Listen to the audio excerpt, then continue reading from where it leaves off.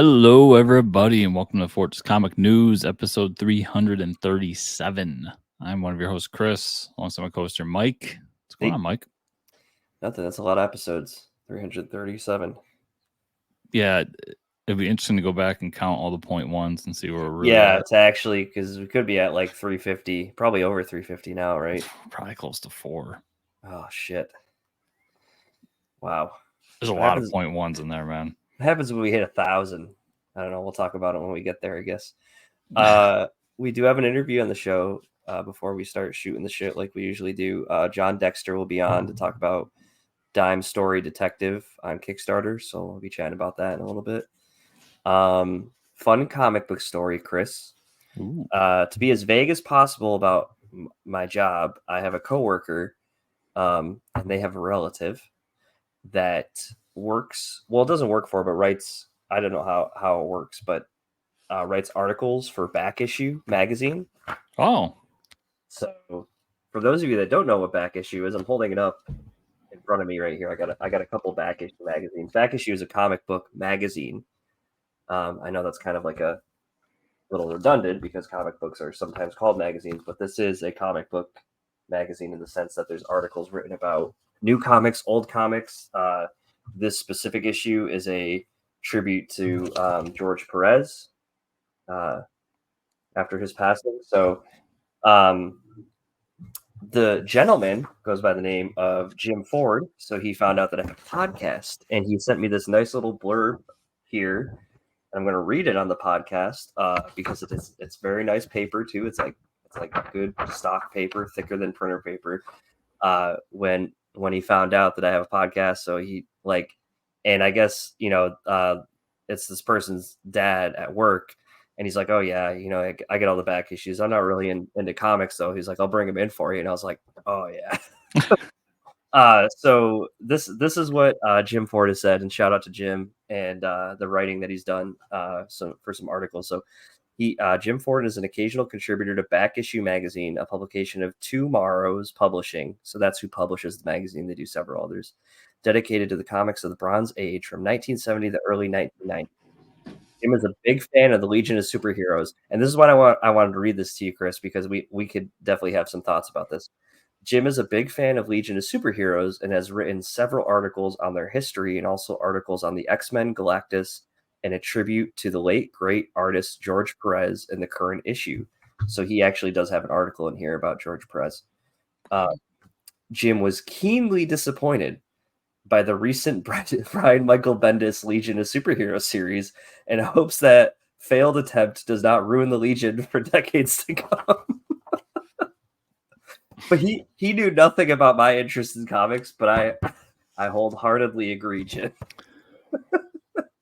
it's so funny because I really like that series. Yeah, I mean, I enjoyed it, but it really fell short for me as we're never going to see the Legion again. Where are they? You know where it fell short? Well, two things on that. Yeah. One, it fell short on that Justice League Legion crossover. Yeah. And I think that's where, especially you, because if I go back, I remember you really liking it. I think that's what really and then steamed you to the point where you're like, I'm done with this shit. Yeah, they brought that in, and I was like, where is this going? Yeah, and it was bad. That was a bad series. Don't get me wrong. But the Legion stuff before that, I really, really like and think is really good. Mm-hmm. Two, I would say to Jim, I mean, much respect. Thanks for hooking up my boy Mike here, and come on the show sometime. Yeah, but what I would say is you wouldn't have gotten a Legion book without Brian Michael Bendis. That's true. Yeah, if Brian Michael Bendis wasn't writing it, I don't think anybody. There was no. I will guarantee you, nobody at DC was like, we need a Legion book. To this day, you still haven't seen a Legion book. Right. You know why? Because Brian Michael Bendis, the fucking superstar he is, walked in and said, I want to do a Legion book. And they're like, sure. Yeah. And it would take somebody of that caliber again, like Chip or Tom King or, name it. Yeah, right. To be like, I want to do a Legion book, for them to be like, okay. But give me some more Gold Lantern. I need that story. Yeah, the Gold Lantern thing was that was the thing. I stuck through that. Yeah. I stuck through that Versus miniseries. Yep. So underwhelming, that Gold Lantern thing. You're waiting for it. Dude, years. Yeah. The stupid Gold Lantern never again. That's almost as bad. Another great series, but just almost as bad as when they finally gave us the Orange Lantern Creed. And Jeff Johns just like shat out this shitty Creed that was Larfleeze nothing. does. Yeah. Oh, dude. Yeah. So fucking bad. We don't, but also shout out to Jim again. You would actually appreciate this article. So his article talking about George Perez is actually his first exposure to George Perez was the Avengers number 196 with Taskmaster on the cover. Very iconic cover there. Great run of Avengers too. Yeah, so he has a whole article talking about that and George Perez. So I feel like you would appreciate this issue too. Back issue, I'm told, is a really good magazine. Yeah, I think I'm actually going to subscribe unless I can get them for free for the rest of my life. But yeah, you can subscribe to 6 print issues. They have a whole like pricing guide on the very back here, which is very, very helpful. So I never knew it was a thing, Chris. So I feel like a dunce. Oh yeah, I know there's a few people that read it and they rave about it. And yeah, if I had more time, basically, if I wasn't doing this, and something I'm gonna talk about in a second, right? I would probably be subscribing to it because I've heard it's really good and probably right up my alley. Yeah, some really cool stuff. And then just a shout out, I picked up the Superman manga you talked about. Loved it, finished it this weekend. All about food, all about Japanese food, and it made dude, don't read this book when you're hungry. Because it like describes every meal, and I'm like, come on, man, you gotta chill. We'll talk about what I'm reading this week a little bit later, but yeah, I'm so addicted to Deathnote that I bought the Joker one, and I still haven't cracked it because I immediately finished the Deathnote manga and just ordered the next one because I was like, I need to keep going. It's so fucking good. But yeah, I love that one because it's so Japanese. Yeah. And it's so what like a manga creator would do with a character like that. I adore that book. No, I think it's really well done, like you said. And I did pick up the Joker one too. I found both at the store the other day. So nice. I will be reading that. And then one more thing I wanted to bring up. I have not read it yet, but I got this in from Zoop, my first Zoop physical book, Chris. Holy shit, they do come. Yeah, the comics for Ukraine. I don't know how long ago I ordered this. It's been a long time, but this is the comics benefiting. All the proceeds go to Operation USA. It's a charity that funnels donations to many in need across the globe. But there's some it's a star lineup in here, and Alex Ross doing the cover. So I had to grab this nice hardcover. So I'm going to be reading that at some point. I've had the worst luck with Zoop. Actually, yeah. So I'll give it a pass because one was Charlie McKelvey, and I got his book from Zoop. Okay. I'm still waiting on a Dracula book. Oh. And then there's 2 other like hardcovers I'm still waiting on, and it's been a while.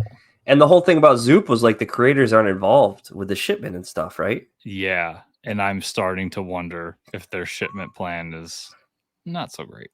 Although Charlie did tell me when we talked that you don't have to do it. You could still fulfill yourself. Okay. They just offer that. So a lot of creators are going there because, hey, it takes that weight off my back. Right. Okay. But we'll see. We'll see. I got this one. This is the only physical one I've ever backed, I think. Yeah, because Caffeinated Hearts wasn't a Zoop book, was it? Was it Kickstarter? That was a Kickstarter book, I believe. Yeah, so we'll see. But this one took a while, and something happened where I had my original address in there, and they said, thank God they emailed me and said my address wasn't in my profile, but it was my old address, so it would have got shipped to my old place. Actually, now I think about it, I got 4 Zoop books I'm still waiting on. Oh, wow. All right. Well, that's not a good 1 out of 5 deliveries is not good. No, it's not good. That's not a good.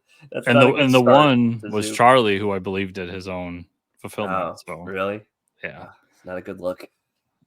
No, I've passed on some criticisms to people that are close to people at Zoop and said, like, you guys need to fix this shit. Like, their updates are awful. Are they? Yeah, they're awful. And I shouldn't have to go hunting for updates. Yeah, that's there isn't really an update page, kind of like Kickstarter has that whole like section. But as people have told me on the back end, and I do agree, fairly new platform, still working out a lot of kinks. It's not like Kickstarter. It's been around for like a decade. So it takes time. There's a lot of stuff behind the scenes. So not a criticism of Zoo, but I still think it's a great platform. These need to be shared so they can be fixed. Yeah. Yep. Yeah. No, I agree. But I started a thing. Well, I'm starting a thing this week. Well, it started when this comes out. So everybody can go over to chrisscomicscorner.substack.com. Oh. And I've been wanting. I did some writing for a website for a little while. To not get too much into it, but like wasn't getting paid, so kind of teetered out of that. And I just been having an itch to do more, and so I'm guaranteeing 2 a week, and then I'm gonna do some reviews as well over there. So cool. My first one will be a review. Well, it's coming out Wednesday, so it already been out. My first one's a review of David Pose's new book, The Devil That Wears My Face. And that'll be out. And then I believe I'm still working out schedule, but there's going to be 2 more. And the 2 guaranteed every week are going to be my Kickstarter spotlight, where I'm going to talk about a Kickstarter campaign that's going on. Cool. And the second one's going to be a retro reread, which I'm going to pick some old books that I like and just talk about them either issue by issue or a couple issues at a time or something like that. That's cool. And I haven't decided quite yet what the first one's going to be, which I probably should if it's coming out Friday. But that's all right. Just wing it.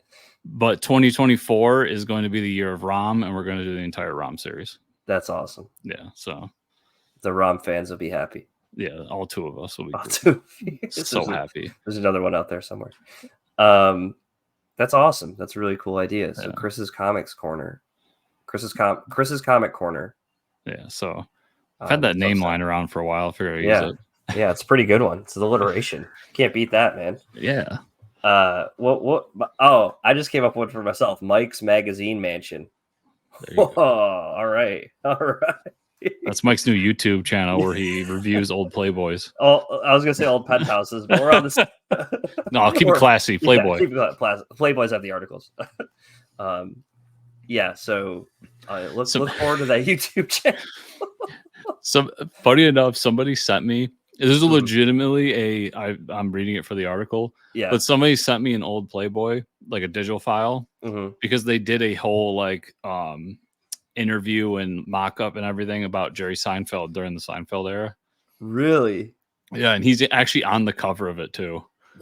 It's wild. Really funny. Yeah, that is wild. That's so funny. Is he in a Speedo? No, he's wearing a Letterman jacket, but the Letterman jacket has like the Playboy logo on it and everything. Oh, that's so funny. And then it's got some chick on what I think it was like a stripper pole next to it. Yeah. It's really funny, but I was like, "Oh, this is great." It's so funny to see like Jerry Seinfeld, because he was like always the no raunchiness comedian. You know what I mean? Yeah, he was like the he's the one you can take your kids to. Yeah, yeah, right, exactly. Oh my god! But dude, there's some old like I think it's TV Guide where they all dress up, like all 4 of the Seinfeld cast dress up in BDSM outfits. Really? Yeah, like there's some raunchy stuff from back in the day. That's hilarious. Yeah, I love seeing all the stuff because I love that show so much. Yeah, there's some raunchy episodes of I mean, quite a few of them of Seinfeld. But yeah. All right. Well, I guess with that, Chris, let's talk about TV that we watched this week. Star Wars Ahsoka, Episode 7. You're still not watching it, I'm guessing. I still haven't watched it. Okay. Yeah, this episode was.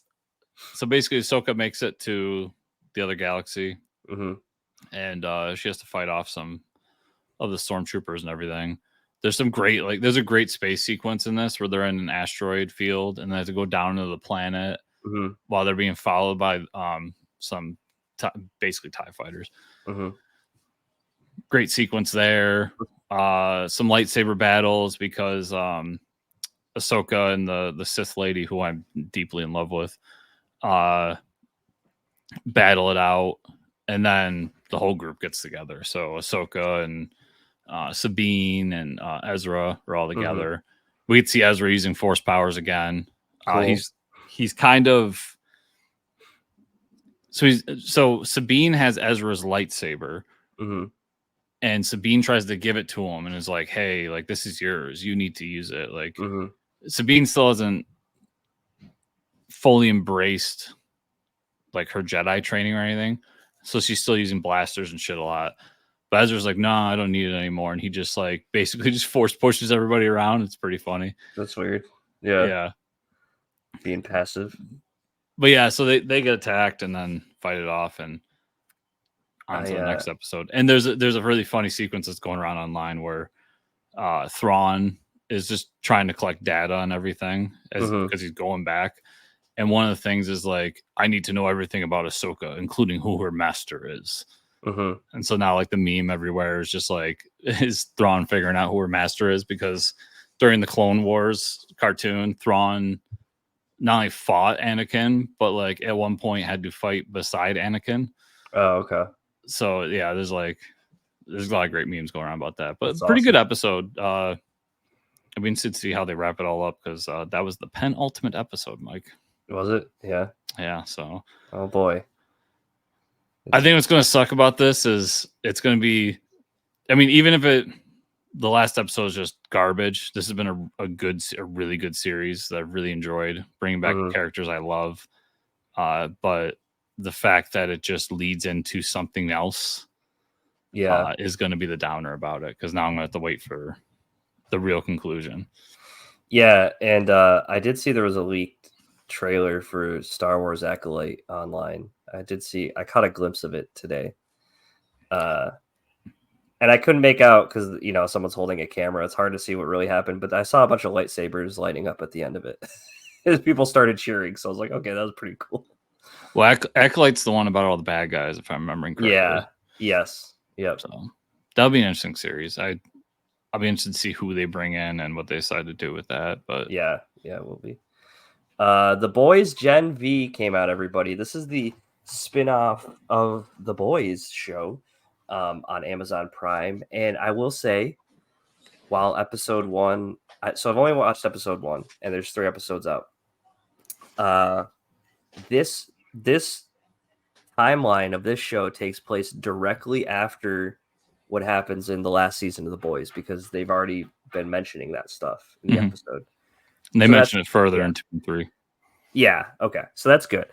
And I do like that they're not like, they're still like paying attention to all that stuff, which is good. For me, episode 1, there was a lot of like, holy shit moments. There's a lot. I call this the X-rated X-Men show. It's really like, at least the first episode. No, that's about right. Yeah. There's, we hang some dong in the first episode a couple times. The getting punched in the dick scene was pretty great. Because there's all the Which comments. One? Oh yeah. So the comments about like the dude who goes flame on and like his dick is always out, and then like when they're fighting, he gets punched. Oh yeah. The flaming cucumber. Yeah, the flaming cucumber. That was pretty good. I do like the main character. I think her backstory is kind of interesting because, like, the day she found out she had powers, she murders her parents. So our main character has dead parents, so they're going to become a superhero eventually, right? That's how that works. Yeah. But being the one who killed them is pretty messed up. So I think that was pretty interesting. Her backstory, her like PTSD because of all that gory shit that's happening around her. It's hard for me to say anymore because I haven't seen the next couple episodes, but I do think I'm going to enjoy the season. I like what I saw so far. Yeah, you will, because so the first episode I watched and then I put down and I was like, I don't know about this show because it was, while the story was really good and enjoyable, it has so much of the teenage drama stuff that it turned me off. That being said, like the next day I picked it back up and was like, well, I got to give this show a shot. Like I got to, it's it's in my DNA. But the next 2 episodes get much better. Like they still have a lot of that teenage drama stuff, but it is toned down by how good the story is. Mm-hmm. And you're right in like the X-Men thing is 100% on what they're doing. Like, yeah. And I like how later on you'll see that they get into the main character, like her, not only is her power like disgusting. Yeah.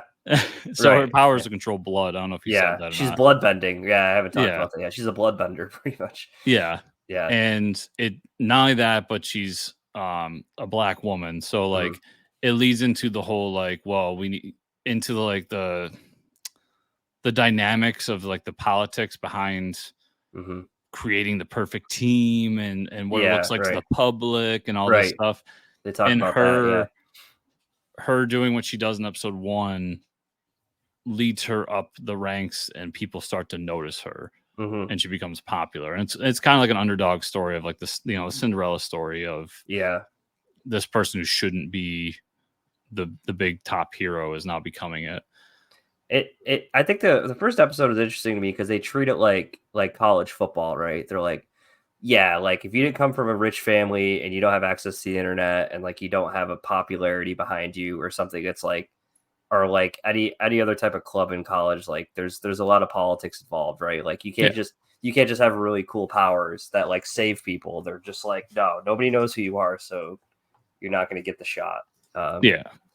Which was pretty interesting how they treated that. Yeah, and later on you'll see like people make comments about like, well, you know, she'll only be popular until she gives someone hepatitis or something like, you know, things like that, you know. Yep. So the politics behind and what you just said goes further because like one of the dads of one of the kids gets into it and you could tell like he was a big superhero back in the day, so now he's forcing his kid to do it. You know, the old football player thing. Yep, exactly. Wow. Okay. Yeah, there's a lot of good stuff in this series. I look forward to continuing it. I do think they definitely put as much effort into this as The Boys, I would say. 100%. Like it's like there's fits right in. Yep. That first episode has that shocking moment. So there's a girl that turns miniature. Yeah. And there's a whole sequence where like she hooks up with some dude and she just gets really small and crawls on his dick. Yeah. But that was like it was like hard to see, but it was also super depressing. Like because the way she uses her powers, she's like bulimic, right? She just like make herself throw up, which is awful. And so like she just wants to be a normal person, right? You have these like people that have powers that want to just be normal. And and you'll see how that plays in later on too. Like there's a lot of good in these first 3 episodes, and I think it fits in really well with The Boys.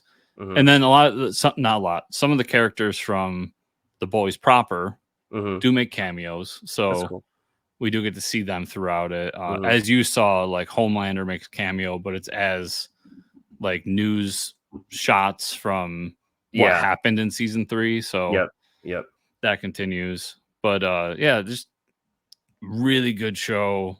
The Boys continues to just be a well-written, well-made TV series. As Greedo tries to climb on the keyboard. Yeah, Greedo just agrees. That's all. Yeah, I'm excited to watch more. Not knowing that there was several other episodes out. So movie news, Troma Entertainment, their big budget reboot of Toxic Avenger from Legendary Pictures got its first trailer this week. So Chris is going to run it. They do this whole like old school, like 90s weird. This is like something you'd see on Adult Swim at like 3 a.m. You know what I mean? And this is the quality of the original Troma movies right here. Oh, okay. Really? Like this is, if you go back and watch those, this is what these are. And so they're paying homage to that with this sequence. Yeah. And kind of the overtopness of it all. I'm not the biggest Troma fan. I've seen Toxic Avenger, and that's about it. Yep. But yeah, this is definitely along the lines of it. So Toxic Avenger is just a mutant superhero, right? Yeah. And it's New Jersey's greatest superhero is the whole thing. And I know like the Nasty Lads that they mention here are in the original movie. Let's see, coming up here, right there is Peter Dinklage is one of the characters. Oh, okay, yeah, Peter Dinklage is in it. Okay. Yeah, Frodo's in it. I forget his actual name. Oh, not I was gonna say Shia LaBeouf, but Elijah Wood. Elijah Wood, yes. Did it say Kevin Bacon? What the fuck? Kevin Bacon's in this? I saw Kevin Bacon's Let's name. go back to that. Yeah, and Kevin Bacon. And Kevin Bacon, yeah. I don't know. Peter Dinklage. Jacob Tremblay. Okay. That's interesting. So yeah, there's definitely a lot of money put into this. Yeah.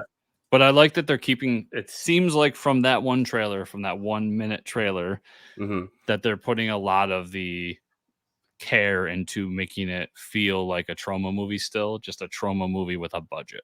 Right. And I'll be interested because we were talking off camera that they did a Toxic Avengers comic at Marvel back in the 90s. And Legendary is the one making this movie. I'm interested to see if they try it again.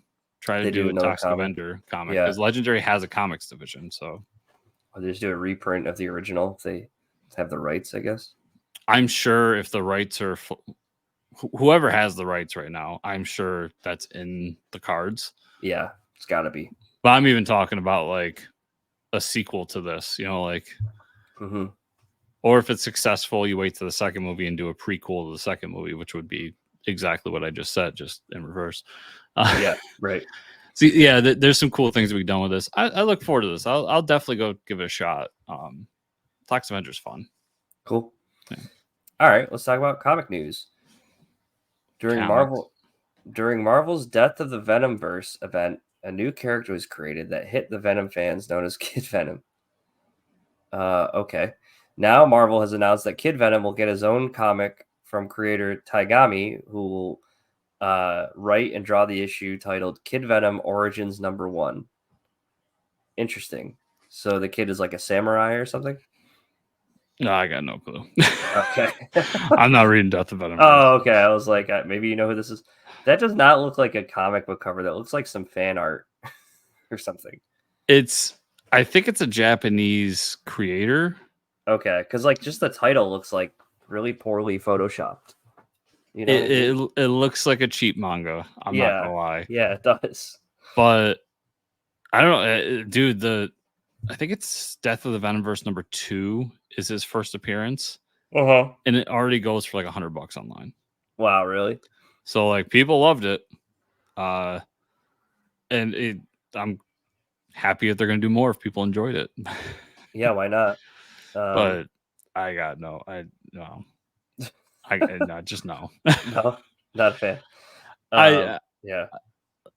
We talked about it in depth throughout the Donnie era, but like I'm not a Venom fan, and I fell in love with Venom through Donnie. But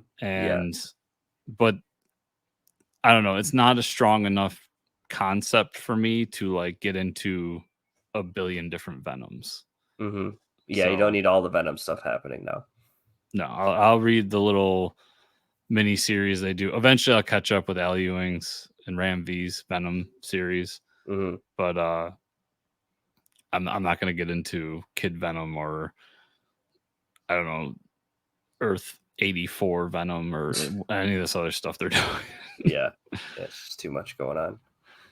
You have to be really into a character, Yeah, right. Like when they did the Captain America corpse and they did all the different ones, like of course I'm all about that. Yeah, that's something you would get into and have every issue. Yeah. So I can understand why a Venom fan of that caliber would be really into this.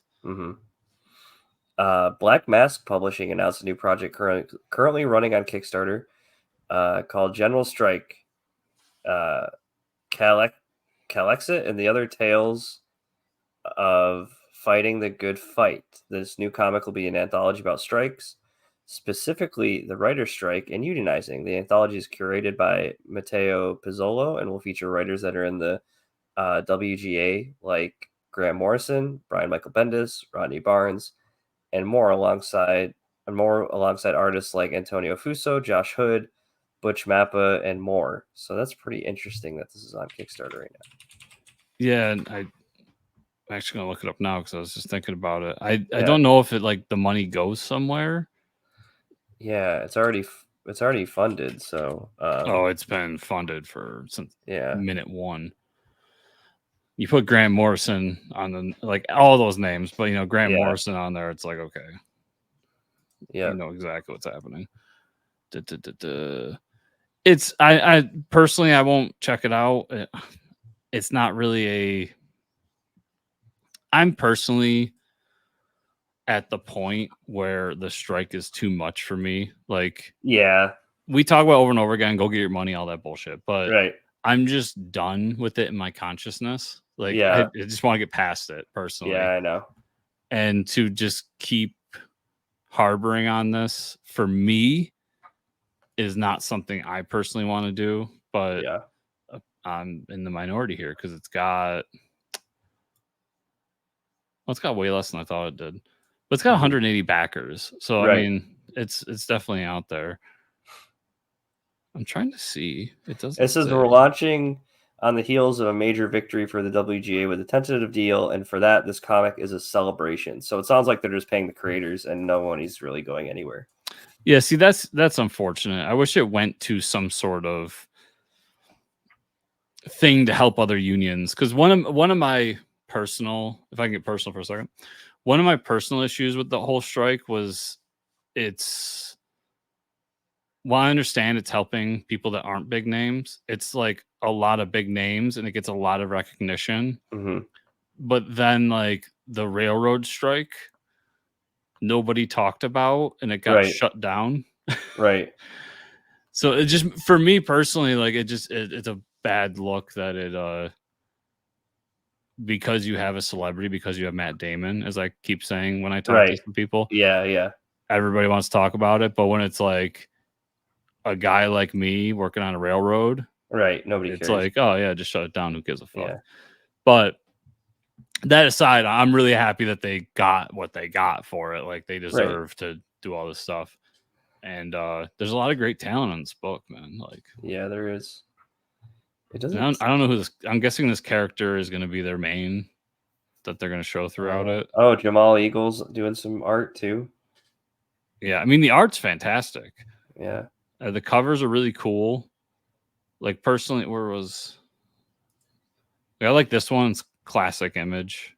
yeah, It's really cool, but not something I'm going to back personally.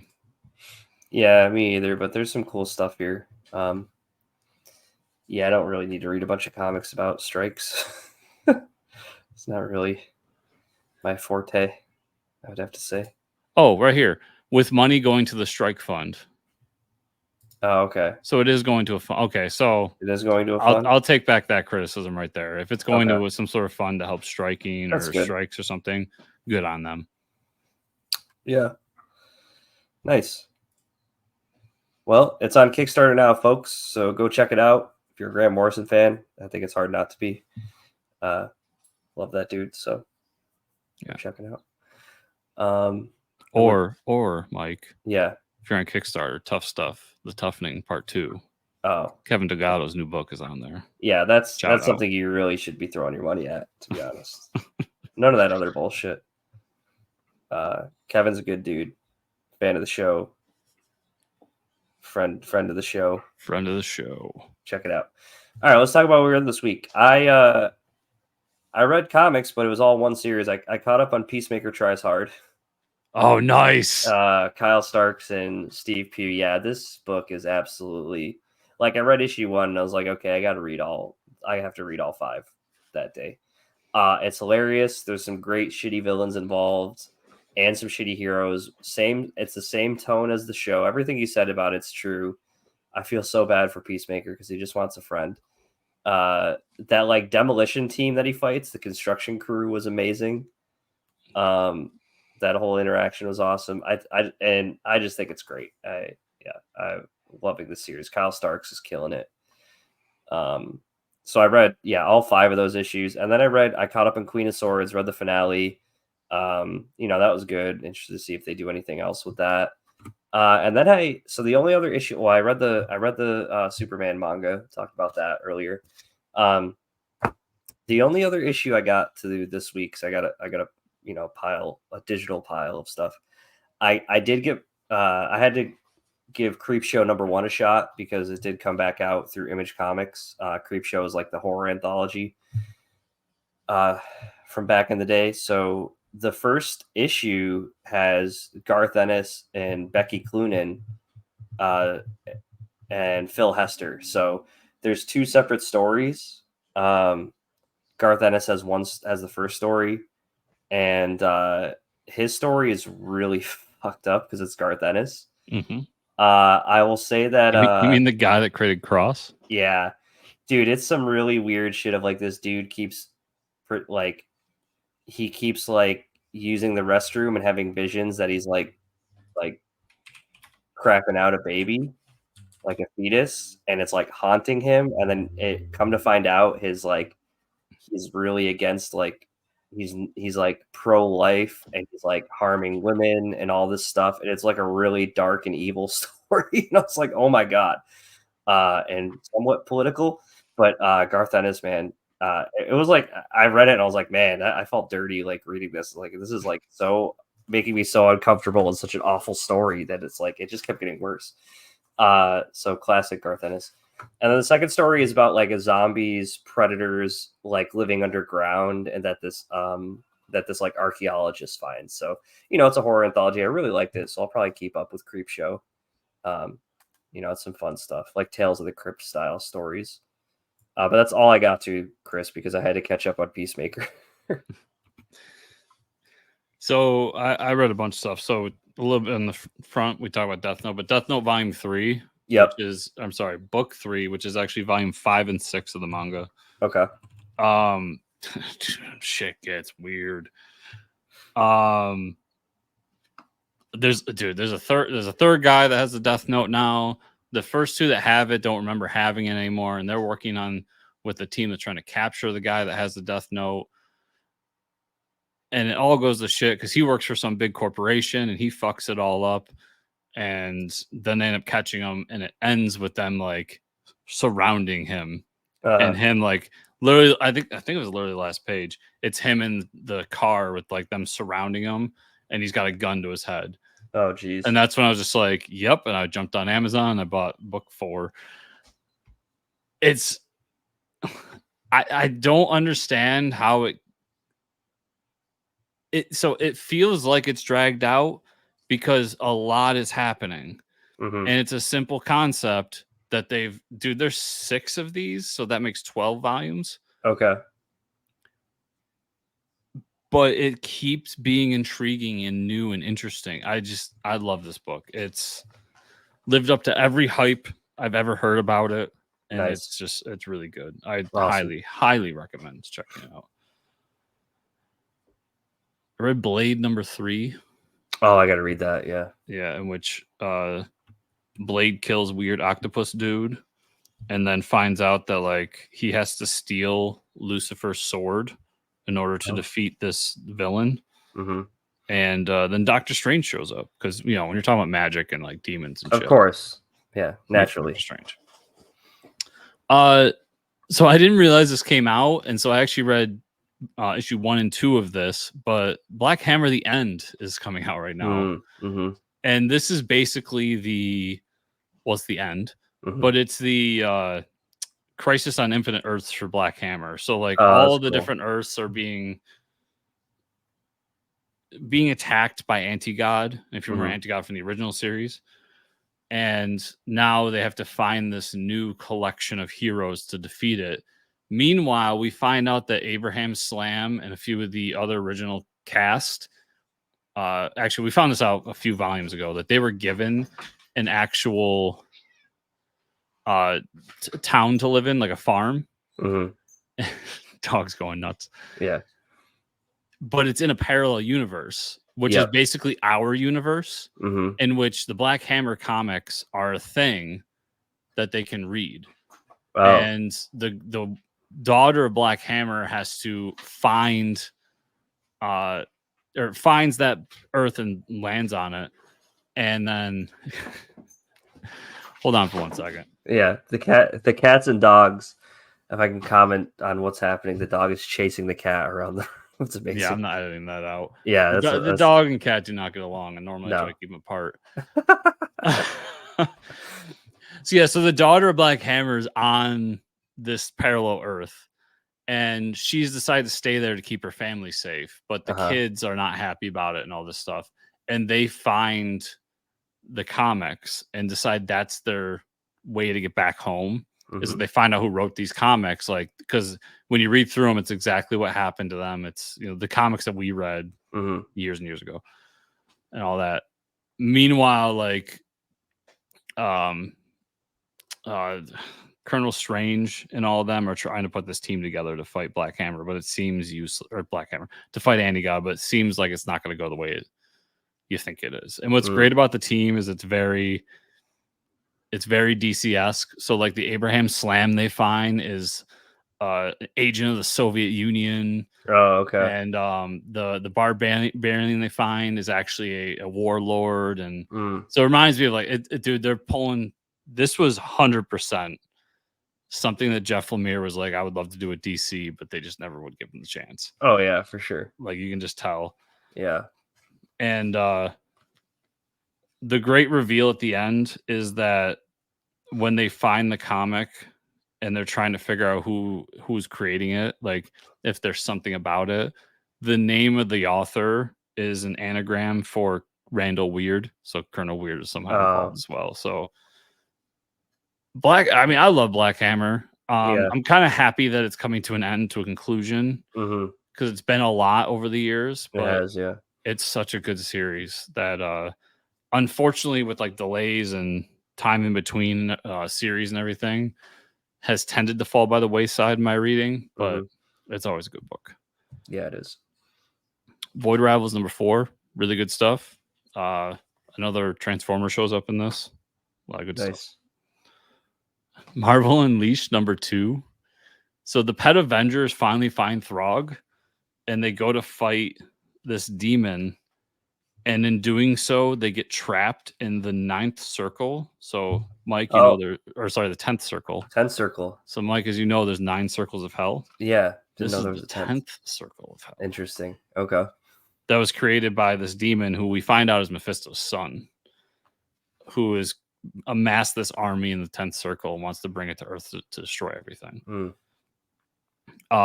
Doctor Strange's dog, Ghost, shows up in this. And there's a great fight between the Pet Avengers and Kraven the Hunter in this.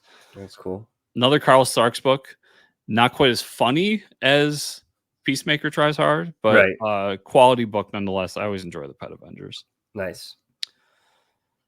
I'm really sad you didn't read Batman Neo-Gothic number 3. I know.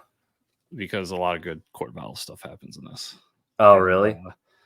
Yeah, so the basics, there's something happening up top with that guy who's trying to create the Light City, and everybody's trying to get a hold of Terry, but he decides to go into the hole and deal with the Court of Owls. Yeah. And we get a lot of like the stuff that you're going to remember from Court of Owls to happen. I won't spoil too much on that, but dude, fucking great series.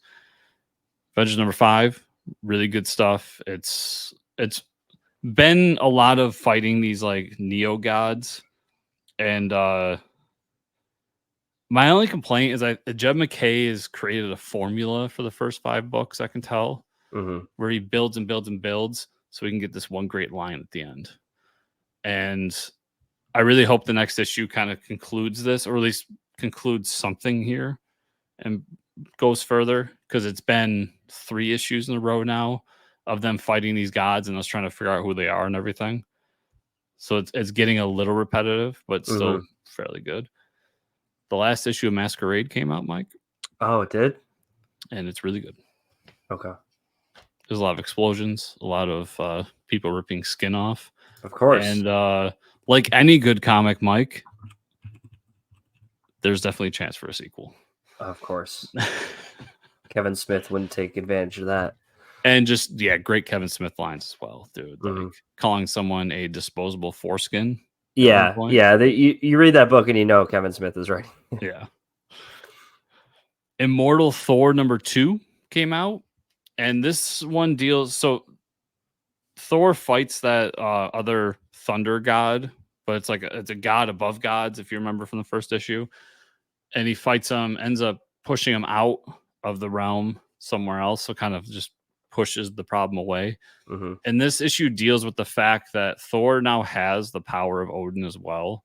So he has to do the Odin sleep. So throughout the book, he's getting really, really tired, Mike. Mm-hmm. And he's taking Odin sleep. Mm-hmm. But when he gets away and tries to, of course, Loki shows up. Mm. And bad things happen. But good issue. Good issue. I like that they're expanding the fact that Thor is the king now and dealing more with that, because it's definitely something that Donnie didn't do enough of when he was doing his, as much as I enjoyed that run. Ultimate Invasion number 4, the quote-unquote last issue. But if you remember from Night Terrors, Mike, there's another issue that's definitely the final issue of this. Oh, boy. The basics of this issue is that we find out that Howard Stark helps the Maker create the time device to go back in time and forward in time. Mm-hmm. And in doing so, also gives one to his son, Tony, who then implements it into one of the armors and then takes on the mantle of Iron Man. But wait, Mike, he doesn't call himself Iron Man. He calls himself Iron Lad. Oh, boy. And if you know your Kang history, Iron Lad was Kang's original moniker when he was trying to be a hero before he was turned and became Kang. So it looks like in the new Ultimate Universe, Tony Stark is Kang. Oh, wow. But we'll see. Well, he has the time device, right? So, yeah. Yeah, the next issue is going to be Ultimate Universe, whatever they're calling it, Unleashed or something. And I'll be interested to see where that goes.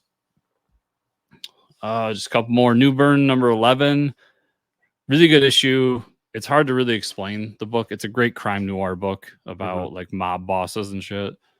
And if you're into like Ed Brubaker, Sean Phillips stuff, it's Chip Zdarsky and Sean Phillips' kid. Oh shit, I'm forgetting his name, but similar art style because it's kid. And I'm really enjoying that. Another Chip Zdarsky book, Kaptara Universal Truce number 2. So you remember those dog things I talked about in the first issue that were like pugs, but they're the size of cows? Well, apparently, Mike, they can transform into tanks. Okay. Because reasons. They don't explain it. Yeah, comic book science. So where the first issue ends, where we find one of the guy's companions from Earth and they turn these like plant things, they all decide to get on these dog tanks and go to this place that's supposed to transport them back to Earth. But of course, they get double turned and have to fight and everything. And then it ends with the good guys win and they go into this castle. And when they get there, it's just the He-Man Rogues Gallery. Wow. Just like perverted in a way. Yeah. Because this is a very He-Man-esque book, just done in the Chip Zdarsky way. Mm-hmm. I think it's a really great book. I actually just bought the first volume because I found out that this is actually a sequel. Oh, okay. So I think that says a lot that I'm really enjoying it, even though it's a sequel and I never read the first one. Yeah, that's cool. And then The Devil That Wears My Face number 1, which is out as you're listening to this today.